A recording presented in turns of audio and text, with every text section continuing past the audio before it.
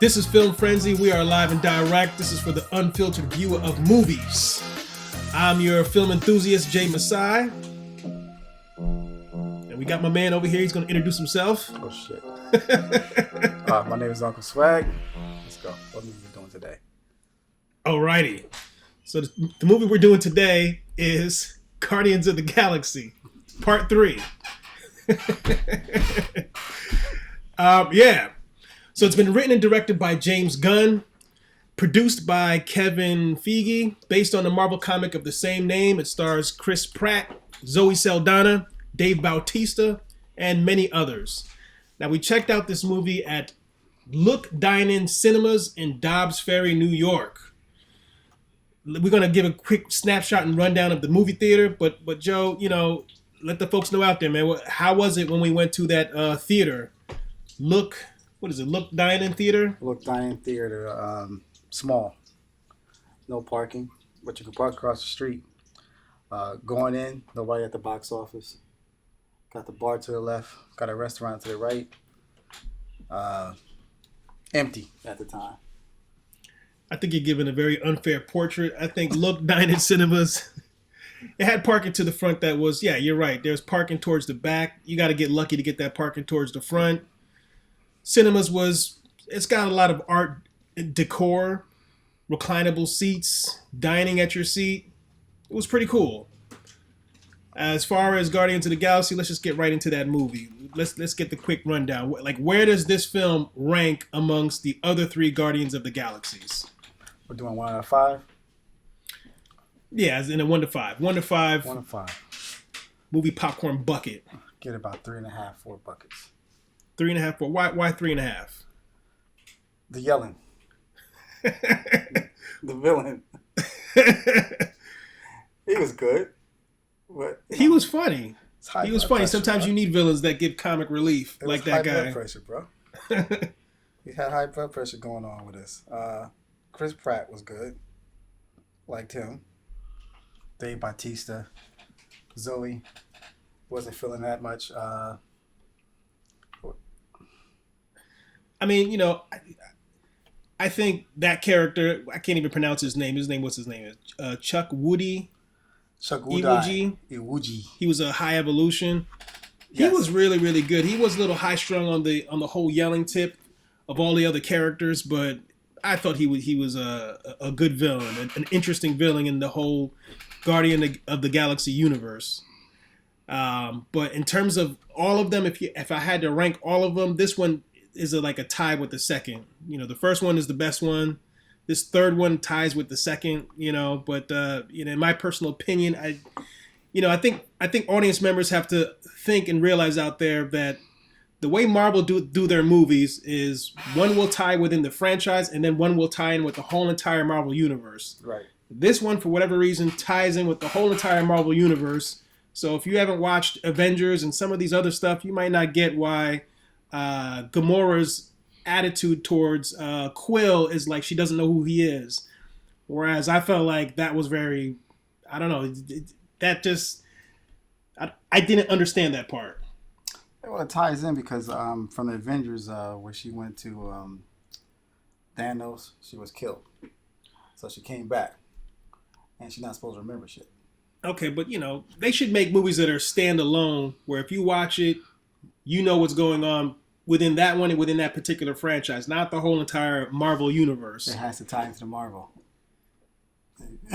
Unfortunately. Well, it does have to tie into the Marvel, but what I have to watch? I have to watch 6 hours of movies to find out why she's acting the way she's acting towards Quill. That's just like a Spike Lee joint, bro. It's gonna be a minute. It doesn't make sense, man. It doesn't make sense. But don't you think somebody should have died in that movie?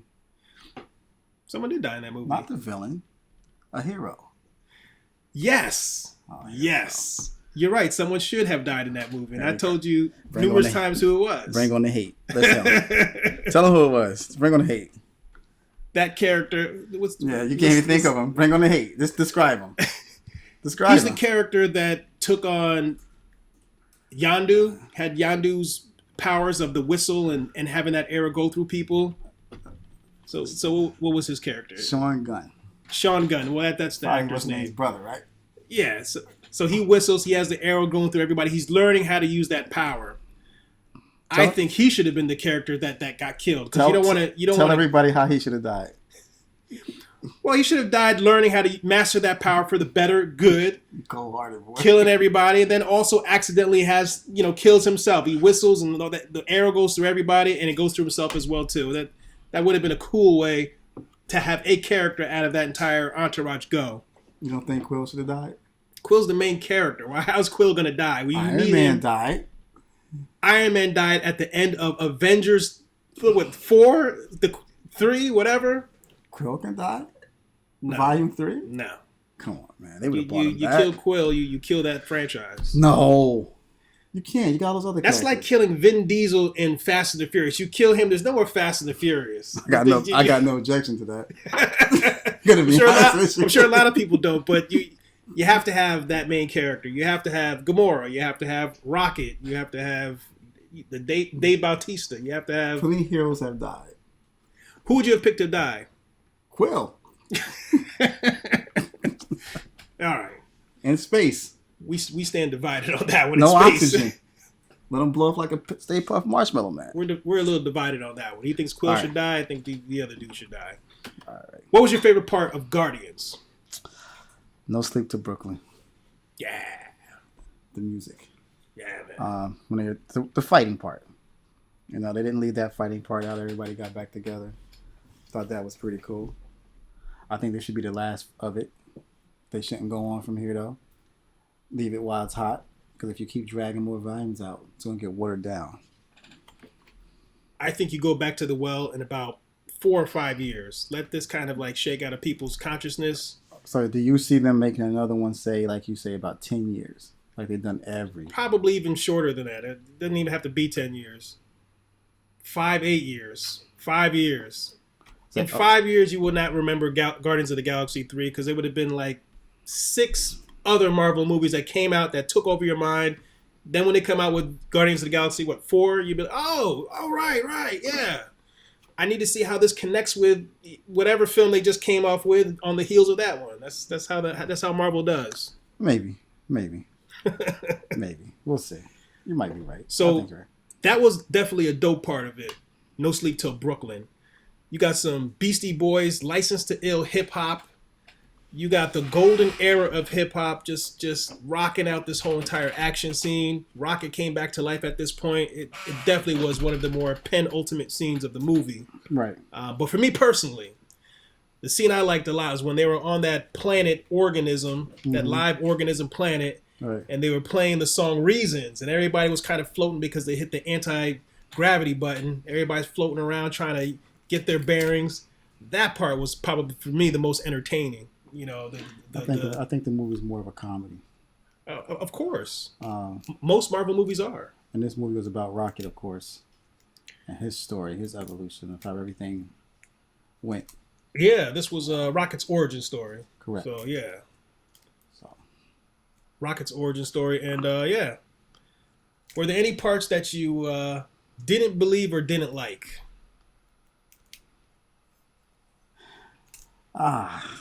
It's hard to say. Like I said, I don't know. I wasn't feeling the villain that much. Just the villain. I wasn't feeling him that much. Yeah. I'm pretty sure he was doing the thing, but I wasn't really feeling him that much. I got to vehemently disagree. I think the villain was on point. I think he was funny. I think he was probably one of the funnier characters, especially when he was yelling and going at it and getting high strung. Right. I feel like if there was any part I didn't believe was the fact that Gamora didn't know who Quill was. Her memory, she didn't have that recollection, although it started to come back towards the end. Oh. And she ended up with the Ravengers. She ended up with a whole nother group that wasn't even part of the main Guardians of the Galaxies. Right. And then Sylvester Stallone. I mean, listen, don't do it. I like Sly like the next man, but he does not fit in this movie. He does not fit in this universe. What? No, he does not. He was good in 2, but you don't need him in 3. I don't think, unless he's going to have a more pivotal role. He just was in for just a brief cameo. And that's how he was before too. And Gamora chilling with the Ravagers at the end, that just was like a head scratcher. But I'm sure they're going to have 4 and they're going to clear all that up. You think so? Good origin story for Rocket for sure. Okay. but a little bit too much of the tear jerking moments. What do you think about that? You didn't like the tear jerkers? There was like 5 of them. Name them. Rocket dies, and then he reunites with the other deceased animals from when they were in captivity. Tearjerker number 1. Okay, cool. That one works. Rocket goes and sees all of the other young raccoons and, like, you know, is getting ready to let them loose and kind of recounts of when he was locked up as a, you know, young pet. Tearjerker number 2. I mean, you know, that one was a little bit like, okay. It was over the top. A little over the top. You get the tear-jerking moment when Quill's getting saved from space and they all have this big, gigantic group hug. I was like, okay. Because Quill should have died. Because Quill was about to die, yes. He should have died. And then you got Quill when he goes back home and he's reuniting with Grandfather because, like, you know, he's never, you know, you need 2 of those moments. You don't need 4 and 5 of them. And they had so it was overkill. More than I can even count. So it was an overkill. It definitely was overkill. You don't think so? I agree. It was a little bit. It was probably a little bit too much of it going on and going down. Absolutely, I agree with that part. Yeah, they should have just kept it going funny a little bit. Now they say that Quill's going to have a spin-off by the end of the film. But do you think there are other characters that should have this spin-off and not Quill? It looks like the boy that you want dead is going to have his own movie. Who else should have their own movie? I actually think Nebula should have her own movie. Ooh. That'll be on Disney Plus. I guarantee Mantis. Mantis? Will have them. All right. I think they're going to tell the story of the High Evolutionary. I think that will be on Disney Plus as well, too. But you never know. I think it might be cool to, you know, this is going to be a weird one that I'm going to say, especially after I just got done saying that Sly shouldn't have been in it. But, you know, if you want to do a cool spinoff, you should have Sly and the Ravagers and Gamora and explore that storyline a little bit more. You could pull us into focus of why she had to go with that group, why Sly's even in the film, things of that nature. Can't keep hating on Sly, brother. I'm actually advocating for him. Get his own spinoff, you know. I don't think they're gonna do it. But put it on Disney Plus. Don't put that in theaters. Don't waste the time and money and effort and energy to put that on. I don't think they're gonna do another Gamora story. She already had a story. Nah, you know who they should have his own standalone film, and you know it would be funny and dope as hell. And to be honest, I feel like they should probably pair him with Thor. Is Drax? If Drax had his own film with Thor, come on, man. But Dave Bautista's stepping away from it. He shouldn't. I don't know why. He wants to be a real actor and do a Knock at the Cabin and other heady films that you know, no one really cares about. In my opinion, I think he should stay where he at. Stay with Drax. Somehow get him to pair up with Thor and like have some other, you know, multi-dimensional universe adventure. That would be awesome. That would be fun. That might work. Throw Hulk in there too, just for laughs. That might work. But I think that's what should take place. Do you think that can coexist? That can exist? That's going to take a whole new storyline. Anything is possible with Marvel Universe and how you could just have a character here, have a character here. Gunn's not directing there no more with Marvel. He's not. You're right. What is Mr. Gunn doing? Mr. Gunn has went over to DC. So we might have seen some similarities of what he's done so far over there. That he has, and I think that's going to give the DC universe a huge boost since he knows how to work the Marvel universe art, right? Make it pop, make it funny, make it interesting, make it those stories that everybody loves, and go to the DC world and just dominate that because DC, just outside of Batman, has been slumming for years trying to find that mix. I got the Flash movie coming up. Flash was coming out, so we'll see. Aquaman was a whole lot of campy, cheesy fun. Aquaman was about a drunk. That's all it's based. But Aquaman was pretty fun to watch though, especially when it comes to a lot of DC's brooding dark films. That one was actually, you know, a fun one to check out. What do we give Look-In Dine-In Cinemas? I'll be honest with you. I'm going to give it about a 2. Wow. Only because we ordered popcorn. Our popcorn drink was sitting there already. Somebody could have spat in it, did anything they want to come around our food. So I don't... And the chicken was nasty. Cold. Well, you know, I don't put too much stock in movie cinema food. no matter how those pictures look, those stock images look of, with the food that they put. So I try to give a very low bar for that, but I do agree the popcorn was hot and good, served in a silver mixing bowl. I don't know what's up with that, but at grandma's bowl. But the chicken strips was marginal. Fries. Oh, that's right. You had the chicken strips. Drink a little bit watered down. All in all, I give them. I still give them 4 bags of popcorn. Knowing what I know now in terms of how you order and this and that, and running to it late. But there was more kids there though. But the venue was a little odd. Kids was getting dropped for off. it to be a very premium type of place to go watch movies, and I don't know, for the experience to be kind of like Right. So that is Guardians of the Galaxy 3. How much time we in right now? 16 minutes? Good God. What else can we talk about in terms of this Guardians of the Galaxy 3? I mean, we pretty much touched on most of it. I mean, was there anything that you felt like you wanted to see that you didn't see in 3? Quill die. You and Quill in his death. Quill die. What's his name? Take over. Rocket. Completely take over. But Quill's death has been good. And there you have it. He survived Quill and 2. Died. He should have died two things ago. Well, it was definitely Rocket's origin story. So I think if anything, they got a chance to really explore that character and see how they all worked in collaboration to see that he came back to life and see that he be part of the team and part of the fight towards the end. So from that perspective, it works. From the perspective of Gamora not knowing who Quill is, epic fail. She knew who he was. I give the movie 3.5 bags of popcorn. Wow. 3.5 bags. 3.5, not 4. 3.5. Nah, it's just nah. Come on, man. Come on. Would you go see it again?